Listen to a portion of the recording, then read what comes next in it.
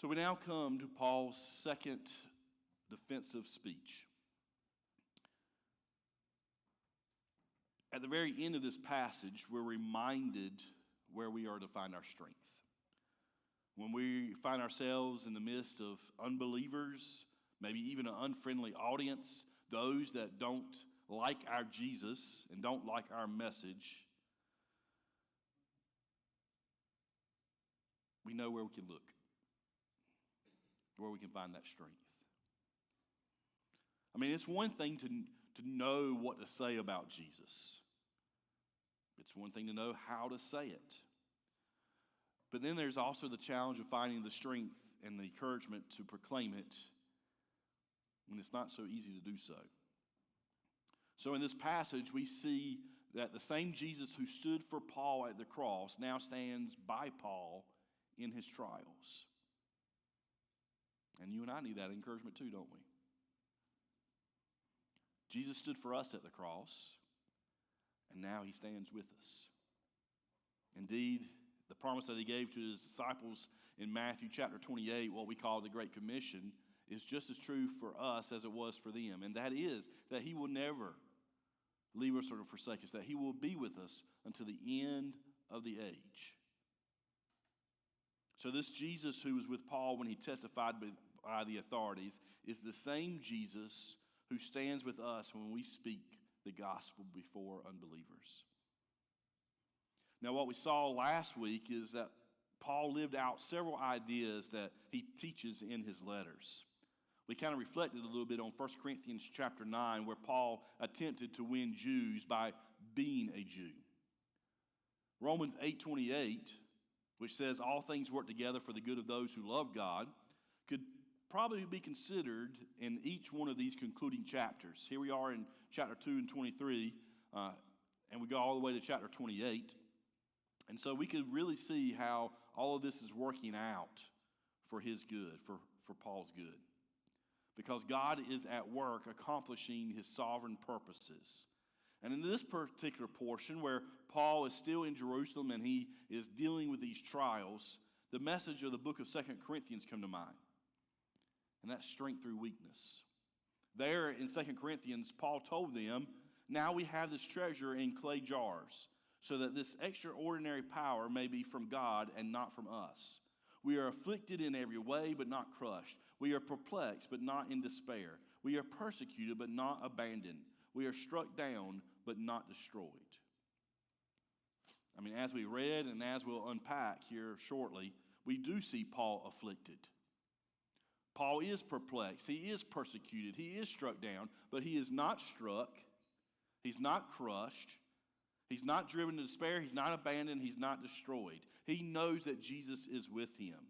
And so this section of Acts here points to the all-sufficient grace of Jesus, who uses wounded soldiers for his mission.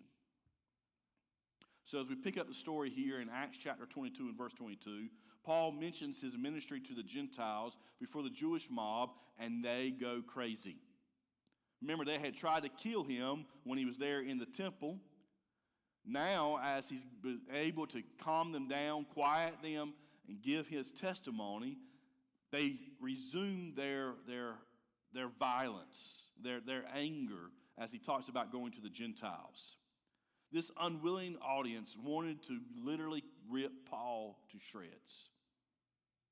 Both their words and actions express outrage. And so he never really gets the chance to address the accusation that he's brought a Gentile into the temple, which that's really not the issue anyway, is it?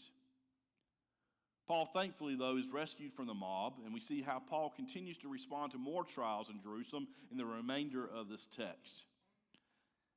Now, it's not the easiest of tasks to kind of sit here and break it down for you this morning, because really all Luke is doing is recording for us Paul's actions.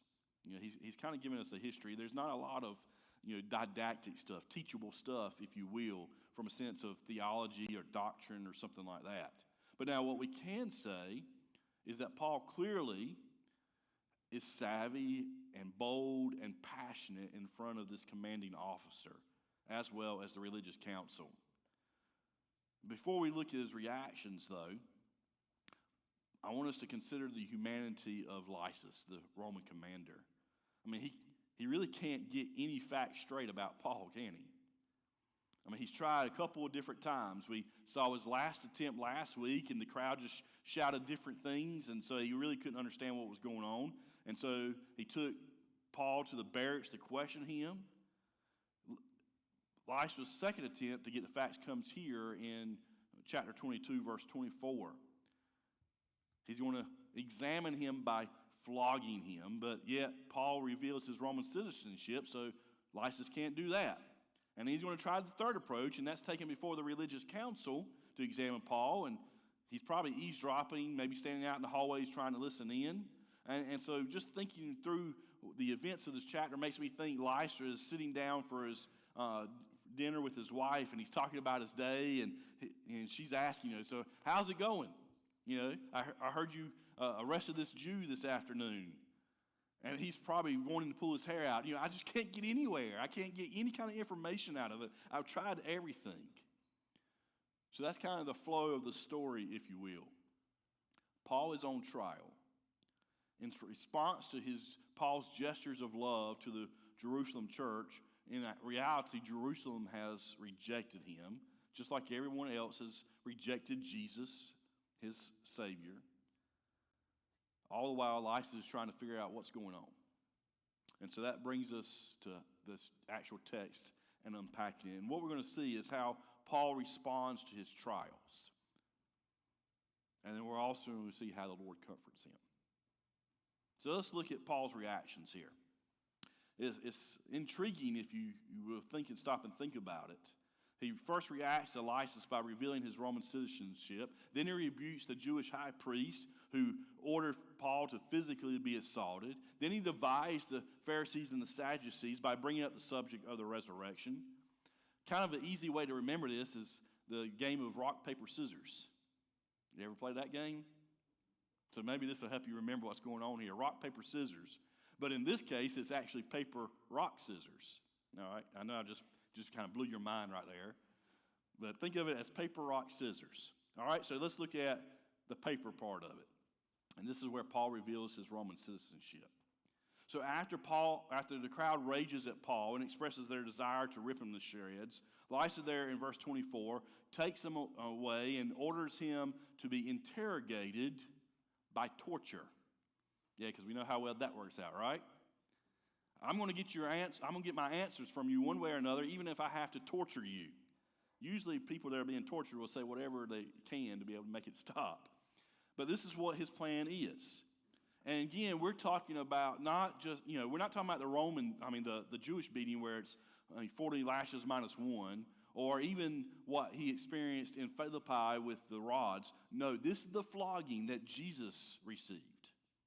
So it's the cat of nine tails. It's the bone and the metal that's at the end of the leather straps, and where they are ruthless in beating this individual. So like I said, you'll say anything to get it to stop. Just before the beating begins, though, Paul asks a very important question.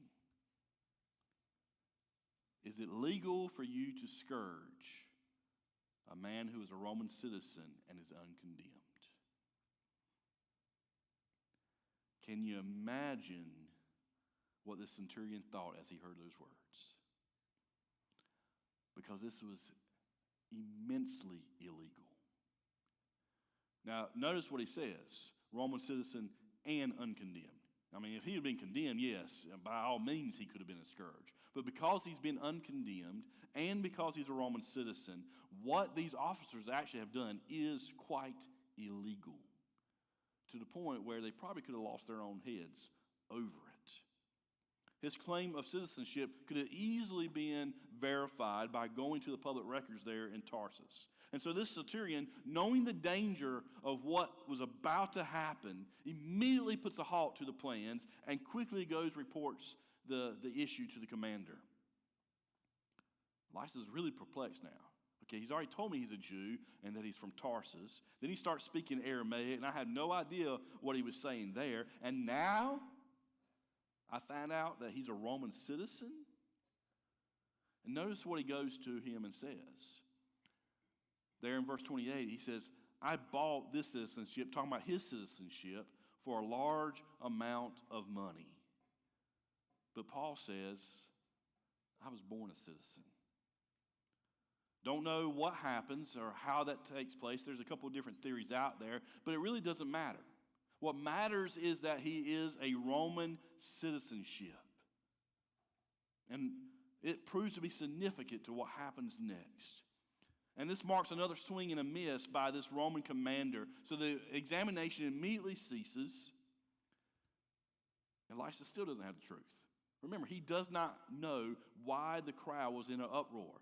They shouted one thing or another last week while they were in the temple. Then when Paul starts to speak to them, he speaks to them in Aramaic. So he still doesn't know what's going on. He has no clue what's taking place. And added to his frustration is this sense of fear. Verse 29 says that he was alarmed when he realized that he was a citizen and he had bound him. So what does Lysias do? What do we do? Paul urged Christians to submit to governing authorities as God's ministers of justice. That's what Romans 13 is all about. But he also expected the government to exercise its duty rightfully. Paul challenged those in power to wield their authority honorably. So there's a difference between humbly suffering for Christ and then being a victim of injustice. We do live in a land of laws. And if these laws protect us, we ought to appeal to them, just like Paul did. There was a law in place to keep him from being beaten.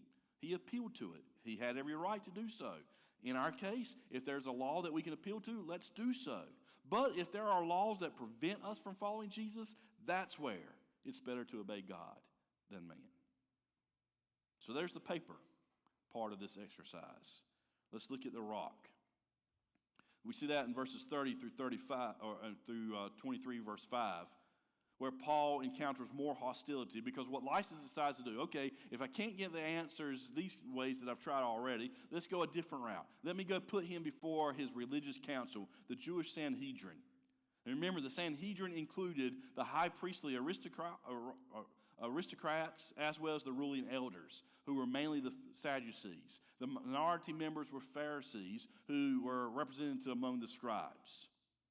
And notice what he does there in verse 1. Paul looks straight at the Sanhedrin and says, "Brothers, I have lived my life before God in all good consciousness to this day." Paul's opening statement is a reference to his own character. His actions have been upright. What that teaches us is that when it comes to being able to defend the faith, like what we talked about last week, when we're called to give a reason for the hope that's within us, our character matters. Our walk has to back up our talk. Paul told the Corinthians, "I am not conscious of anything against myself, but I am not justified by this. It is the Lord who judges me." If you are a Christian this morning, a follower of Jesus, your desire ought to be to pursue a blameless life, a holy life. And when you're made aware of sin, you humbly repent of it in order to be able to maintain that good conscience and glorify God. Now, in this case, no sooner does Paul make this mention to his uprightness in his character that the high priest, Ananias, commanded those near Paul to strike him on the mouth. Why would he do that? Why would this leader in the Jewish high court, who's expected to display civility and justice, order this man to be struck on the mouth? I mean, in fact, it's totally unbiblical. It's unacceptable as points out. He says you're in violation there in verse 3. You're in violation of the law as you're ordering me to be struck. So why is Ananias angry? Why such aggression on his part? Well, He thinks Paul's a wicked man. He thinks he's a troublemaker. I mean, let's say that the rumors that are circulating has gotten back to him and he believes the rumors. Paul brought a Gentile into the temple. That's problem enough right there. Let alone all the turmoil and chaos that he has done throughout the Roman Empire and Asia Minor as he's traveled around the different cities. I'm sure those reports got back to him as well. And Paul's not admitting to any guilt.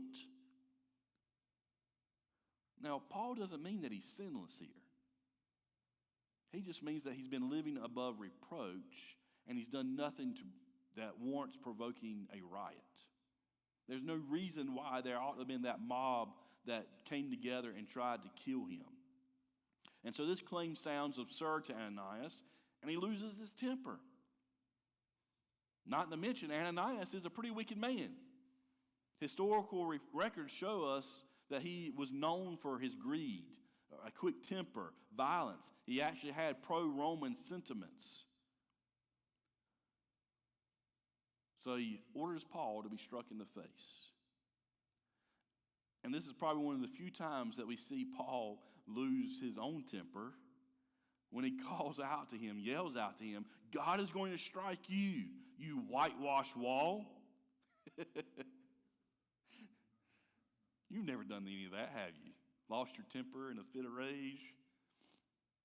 We can probably sympathize with his reaction, can't we? Paul knows the law, and Paul knows that Ananias' order was unjust. And so he throws a rock right back at him, calling him a hypocrite. You whitewashed wall. Basically a whitewashed tomb. You're dead on the inside, even though you look clean on the outside. Paul's language here is meant to be an insult. While you might look good on the outside, you are completely unstable and corrupt and flimsy on the outside. And it's more prophetic than he probably realized, because in less than 10 years, he gets assassinated. Ananias does. And yet, while Paul spoke the truth and while his cause was just, he does seem to regret speaking to the high priest in such a way. Because notice he takes a step back there in verse 5. I did not know, brothers, that he was the high priest. Paul's initial heated response didn't reflect his comments to the Corinthians, where he says, when we are reviled, we bless. When we're persecuted, we endure it. And he sure didn't reflect Jesus, did he? Because when Jesus was there on trial and was asked to respond to his accusers, what did he do? He just remained silent, didn't he? So this shows that while we must speak out against injustice, we have to do it with respect and restraint. The assembly is definitely provoked by his words. Paul responded to the outcry where he cites Exodus 22. And so what do we do with that? I mean, what is Paul doing here? Well, you could look at it a couple of different ways. One could be that he genuinely is sincere in what he says, that he didn't really know that he was speaking to the high priest. Maybe Ananias wasn't dressed in his high priestly garb, since it's not an official meeting of the Sanhedrin. Maybe he didn't know who gave the order, since there was a lot of commotion going on. You know, history talks about Paul's poor eyesight, so maybe he just saw some blurry figure there. And maybe he's been away from Jerusalem so long that he doesn't recognize Ananias. It could be any of those things. But then another option is, maybe one of sarcasm. Depends on, I guess, your view of Paul's humor. Perhaps in his quip, Paul is using some irony here, saying, I really don't see anything priestly in this man that would have displayed him as the high priest.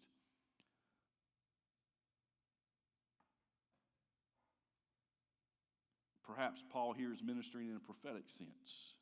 He's offering a rebuke, and he makes this statement against Ananias' character. One thing is for certain, though, Paul is in need of the Lord's grace. He's been beaten by a Jewish mob almost to death. He's almost been flogged by the Romans. And now here in this meeting, he's been punched in the face by religious leaders. And in spite of all these challenges, he's still not alone. And that brings us to our third memory image here, scissors. So this trial takes a sharp turn when Paul, still in the middle of his speech, brings up the reason for his arrest. There in verse 6, he says, "Brothers, I am a Pharisee, a son of Pharisees. I am being judged because of the hope of the resurrection of the dead." Now, does Paul know what he's doing here in this moment? Is he intentional in what he says? I tend to think so, because Luke says that Paul realized that one part was Pharisees and another part were Sadducees. I think that's what Luke is trying to get at here for us. I could be wrong, and I'm okay with that if I am. But I think that's what Luke is saying here, is that he recognizes that there's a divide in the house. Even when he pulls out in verse 8, saying that the Sadducees there say there is no resurrection, and they're not angels or demons, and then the Pharisees believe in all of this. But regardless of that, Paul's still right. The reason that he's on trial, the reason that he caused so much chaos wherever he goes, is because of the resurrection, right? And while he believes in Jesus' resurrection, that's what separates him from the rest of the Jews. But he's always bringing up the resurrection. You see it in everything that he talks about, all the speeches that are given here in these last couple of chapters. It's always about the resurrection. And we know that that's just as much true, too, because at the end, when Jesus is speaking to him, he says, "You've testified about me in Jerusalem. You're going to testify about me in Rome." He's affirming that Paul has been speaking about him. It's this belief in the risen Jesus that makes him intolerable to so many Jews.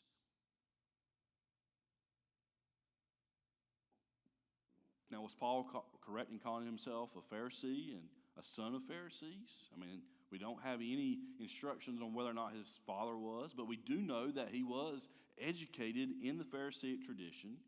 He doesn't necessarily have to mean that it's his literal father that was a Pharisee, but he learned from the fathers, he learned from the elders that were before him.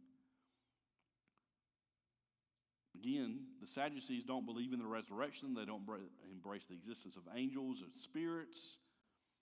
Again, that's opposite of what the Pharisees believe.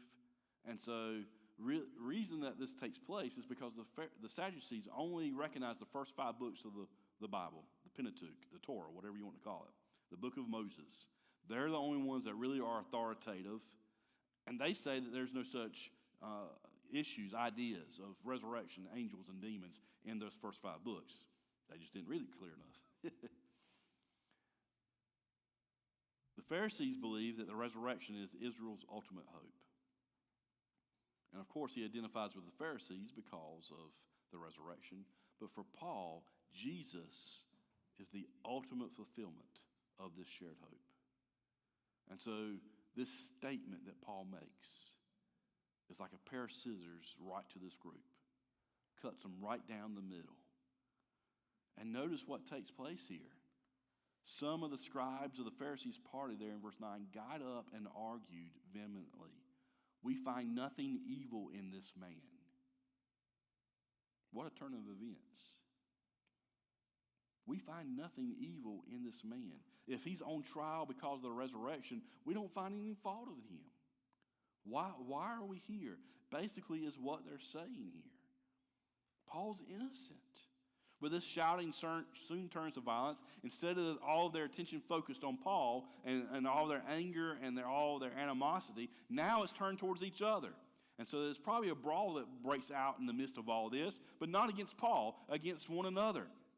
And because of this, Lysa once again has to intervene and rescue Paul. He still doesn't get his answers. What is he going to do here? Once again, in frustration, he takes him back to the barracks, and he's still where he started. Poor Lysis. The resurrection remains central to the Christian faith. We've been saying that all along. It's definitely been our point of interest since Easter. Remember, Paul tells us in 1 Corinthians 15, if Christ has not been raised, then our proclamation is in vain, and so is your faith. If Christ has not been raised, our proclamation is in vain, and so is your faith. We have to keep heralding the good news of an empty tomb. The empty tomb isn't just for one Sunday out of the year that we come together and wear our pastel colors and dress up and take all our pictures and run around chasing eggs and everything else. No. The empty tomb is for every day of our life. So here in this case, as Paul is back in the barracks, left to nurse his wounds and ponder what just had happened, Jesus appears to this apostle. Those songs that we sung this morning, I'm sure that's exactly what Paul was feeling.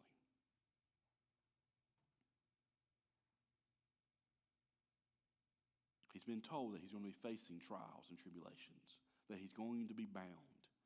The man has faced violence. He's been beaten. He's been almost flogged. Where do we go from here? Is this it for him? And in the midst of this sorrow, in the midst of this pain, in the midst of this discouragement, Jesus appears. He appears to comfort and energize Paul for his upcoming trip. Now, we really can only speculate what's going on in his mind. But we've got to know that he's at a low point in his life. Jesus has appeared to him before at very important moments in his career. I mean, think about it. Paul's found an unsupportive church in Jerusalem. He suffered physically. He suffered emotionally before the rulers and the crowd. Perhaps he's starting to regret some of his decisions. Maybe he's thinking, hey, I should have listened to those prophets. Maybe I should have listened to Agabus, He's in need of the Lord's grace, and that's exactly what he receives in this moment. Now, while Jesus' words here are specifically for Paul in this moment, there's still some reassuring applications that you and I can make for our own lives. Jesus tells Paul that he must go on to testify about him in Rome, just as he did Jerusalem. So this is a reminder to Paul that it's not about him. He's not in this situation because of him and who he is. And so his task here isn't mainly to defend himself. He's to testify about Jesus. You and I, too, are commanded to testify about Jesus. Sometimes it's going to be among unbelievers who are unfriendly to the gospel. And so here are some encouragements for us. The first one is that the Lord knows us. Jesus knew Paul's situation, he knew his condition, and he knows exactly what you and I face too. What you and I are going through in the moment and what we're going to go through in the future does not catch Jesus off guard. He's not sitting back, twiddling his thumbs, waiting, I wonder what's going to happen in his life today. I wonder what he's going to face tomorrow. I wonder what she's going to do when that happens tomorrow. He knows it all. He knows his sheep by their name. He knows their need. He knew Paul's condition. He knows your and mine as well. He knows the number of hairs upon your head. For some of us, that's easier than others, but he still knows it. He knows us better than we know ourselves. But not only does the Lord know us, the Lord is also with us. Jesus' presence comforted Paul back in chapter 18 as he's in Philippi. While Paul feels alone here, the reality is that Jesus was with him. Again, Jesus stood for him at the cross. Of course he's going to stand with him here in these barracks. So you and I too need to be encouraged by the words of Hebrews 13:5. The Lord will never leave you nor forsake you. And if the Lord knows us and is with us, he definitely is for us. Jesus displays the support of Paul in two ways here. First, notice the exhortation. Have courage. Have courage. Jesus here exhorts Paul to endure courageously the things that are coming his way. He gave Paul the same exhortation of Corinth when he said, remember, take heart. I have many here in this city that are called by my name. And so that encouraged Paul to stay another 18 months and continue to preach. Jesus gives his followers this wonderful word of comfort and challenge in Matthew 9, Matthew 14, John 16. He is with us. He is for us as we do his will. But not just to have courage, but also have courage to testify. You've testified about me in Jerusalem. What an encouragement to hear Jesus say, hey, you did it. You did exactly what I asked you to do. You told people about me.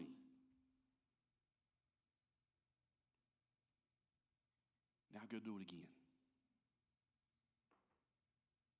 Go do it again. Paul tells the Romans, if God is for us, who can be against us? That's a great question with a fabulous answer. If God is for us, there's no one that can stand against us. There's no one who can be against us, is there? I mean, what's mortal man going to do to us at the worst? Take our life. And even in that we win, right? Because then we get to see Jesus face to face. So we press on in view of this reality. He knows us. He's with us. He's for us. And the fourth encouragement is he's not finished with us. If you have breath in your lungs, if you're given another day, that means there's still work to be done. He's not finished with you. If he was finished with you, he'd call you on home, right? If there was no more work to be done, he'd call you on home. I mean, I imagine at this point, Paul was wondering, hey, will I ever get to Rome? That has been his hope for quite some time now. He wants to get to Rome. That's what he told the others. I'm going to go to Jerusalem, deliver the gift, and then I'm going to Rome. But now he's wondering, will I even get there? Am I going to rot in this prison? Am I stuck in Jerusalem? But notice what Jesus says here. Just as you have testified about me in Jerusalem, so it is necessary for you to testify about me in Rome.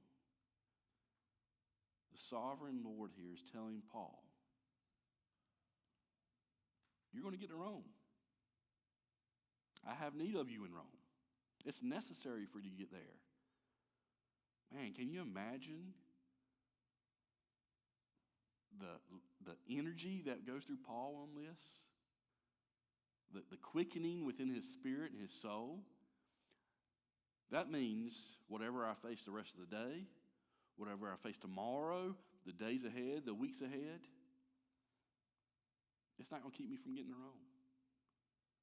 I'm going to be alive. I'm going to get through all of this. Nothing's going to come against me to the point where I won't be in Rome. This is why he's able to face the shipwrecks, the hurricanes that we're going to see here shortly. Why he's able to get bit by a viper and just shake it off into the fire. I'm not in Rome. I'm supposed to be in Rome. Imagine how bulletproof he felt in that moment. There was a time when Jennifer and I went to the Philippines on a mission trip. We only had Jonathan and Rebecca at the time. Jonathan was 4, Rebecca was 2. And we had people, just, dumbfounded at the fact that we, as these young parents, would leave these young children for 15 days. What would something happen to you? The airplane ride, the threats of, terrorists, in the Philippines, all that kind of stuff. And this basically was my response. If Jesus wants me in the Philippines and then get back home, there's nothing that can happen to us. But if he doesn't want me to get there and get back home, there's nothing I can do to change it. This is what Paul is experiencing here. The sovereign Lord has told Paul, I need you in Rome. Yes, he is going to encounter many trials, and he's going to face a whole lot of things over the next several weeks. But he knows that ultimately Jesus' will prevail. Because Jesus isn't finished with Paul. And so this prospect of future service has to be of a great encouragement to this war-weary apostle. While we still have breath, we have work to do. And all of this is good news. That Jesus knows us, that he's with us, that he's for us, and that he isn't finished with us. Which leads me to ask this question. How should we expect to experience the reassuring comfort of Jesus if we don't experience visions like Paul? Jesus hasn't shown up in my bedroom. He hasn't shown up beside me in my most desperate hours and given me an audible word from him. So how can I have this reassuring comfort that he does know me, that he is with me, that he is for me, and that he has work for me to do? We answer that question by going to his word, by going to the scriptures. Because Jesus still speaks through his Spirit, through the scriptures. He meets us in his word. And so as we meditate upon the scriptures, allowing them to come and dwell and live within our hearts and our thoughts, that's where we find our strength. You want to know Jesus? You want to know his plan? You want to know his will for you? Then know his word. John Calvin wrote, this is the whole of what we should seek in the scriptures, to be well acquainted with Jesus Christ and the infinite riches which are contained in him and which are by him offered to us from God his Father. This is where we draw our strength. This is where we draw in our encouragement. This is where we draw our hope, in his word. I mean, think about it. The Pharisees knew the scriptures, and they missed Jesus. It isn't a matter of just putting them up here. His word has to make its way to here. Let the scriptures take you to Jesus, since they're all about him anyway.